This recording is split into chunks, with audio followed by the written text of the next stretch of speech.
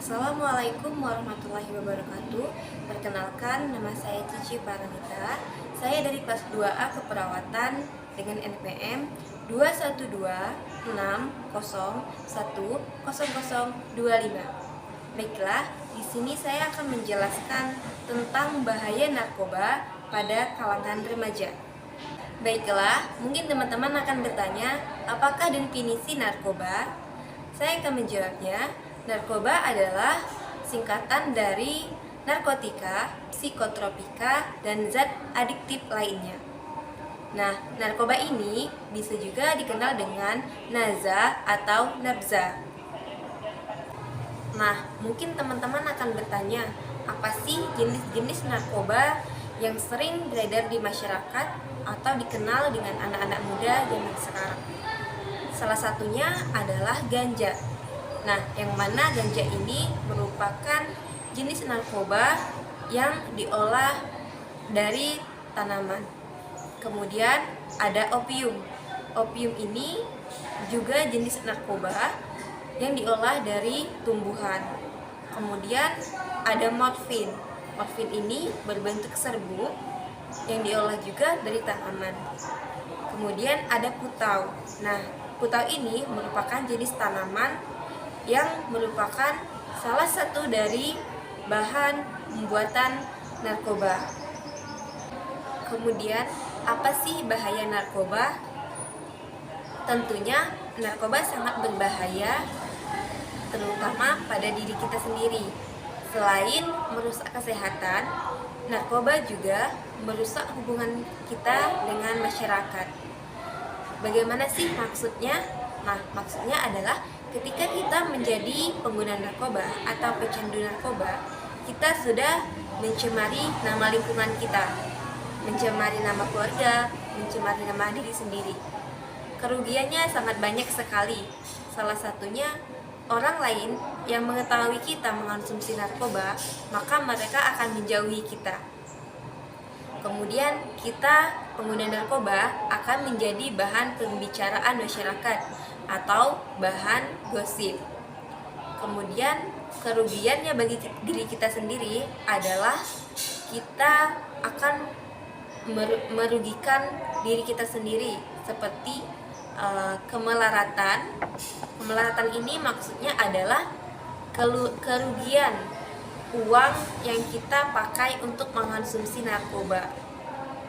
Kemudian kerugian lainnya adalah organ tubuh kita akan berkurang fungsinya seperti daya ingatan. Nah, daya ingatan kita ini setelah kita menjadi pecandu narkoba, daya ingatan kita menjadi tidak kuat atau melemah. Kemudian di hubungan keluarga, maka hubungan keluarga kita akan menjadi renggang.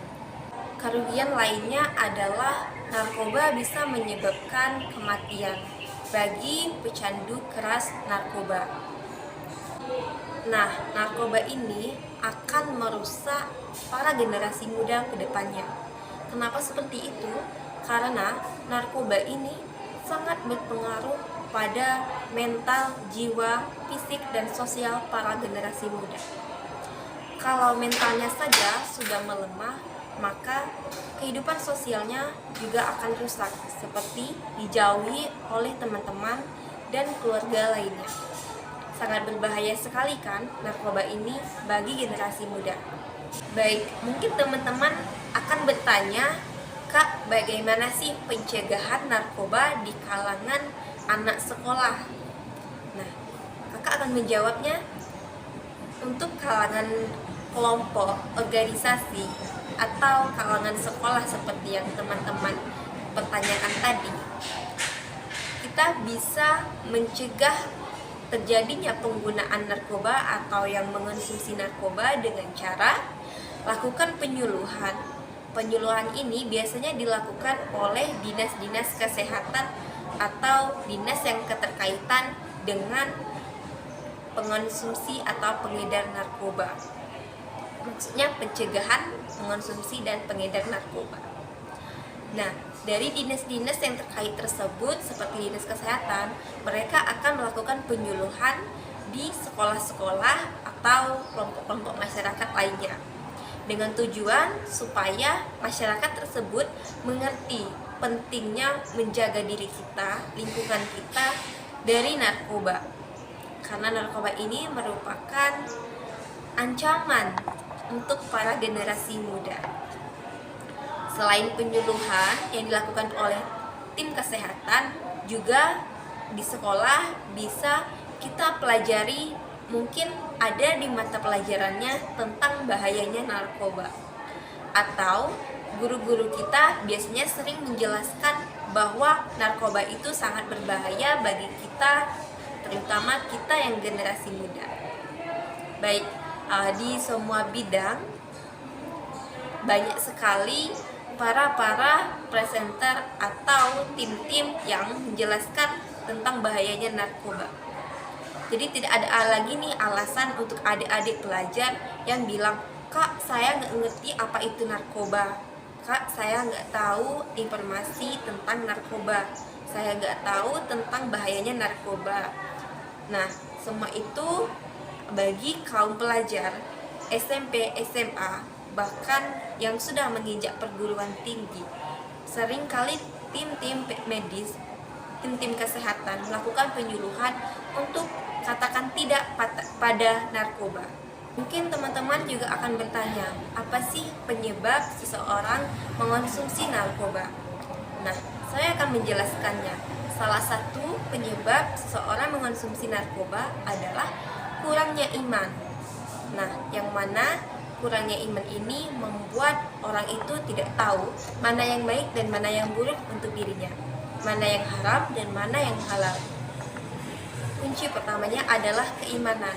Jadi teman-teman semuanya, kalau Anda mau terhindar dari narkoba atau terpengaruh dengan teman-temannya yang mengonsumsi narkoba, imannya harus dikuatkan lagi. Harus tahu mana yang baik dan mana yang buruk. Harus tahu mana yang halal dan mana yang haram. Kemudian faktor kedua adalah kurang perhatiannya orang tua kepada kita. Nah, biasanya orang tua yang sibuk bekerja akan kurang waktu untuk memperhatikan anaknya. Tapi semua itu bukanlah menjadi faktor yang berpengaruh besar. Itu sendiri bisa terjadi karena diri kita yang kurang imannya tadi. Oleh sebab itu, kunci pertamanya adalah tingkatkan keimanan kita supaya kita tidak terpengaruh dengan teman-teman kita yang mengonsumsi narkoba atau dipengaruhi oleh para pengedar narkoba. Kita bisa melindungi diri kita karena kita bisa tahu mana yang baik dan mana yang buruk untuk diri kita. Selain itu, biasanya kita juga dipengaruhi oleh teman-teman kita yang sering bilang seperti ini, "Kamu tidak akan keren kalau kamu belum mengonsumsi narkoba." Padahal generasi muda yang keren itu adalah dia yang sehat jasmani dan rohaninya. Maksudnya adalah mereka yang tidak mau mengonsumsi narkoba, zat adiktif atau zat psikotropika, dan zat-zat yang haram. Jadi gimana nih sobat semua, masihkah mau mengonsumsi narkoba? Nah, mungkin teman-teman juga bertanya, bagaimana sih Kak cara menghindari narkoba? Nah, cara menghindari narkoba tersebut juga bisa dilakukan di keseharian kita, seperti gunakan waktu luang untuk mengerjakan sesuatu yang bermanfaat seperti mengaji, sholat, mendengar ceramah, atau kita berolahraga. Manfaatnya sangat banyak sekali untuk diri kita, untuk pertumbuhan kita, untuk otak kita, dan untuk kesehatan fisik mental kita. Daripada kita mengonsumsi narkoba, yang ada hanya kerugian pada diri kita, keluarga, dan lingkungan sosial. Mending kita mengaji dan berolahraga.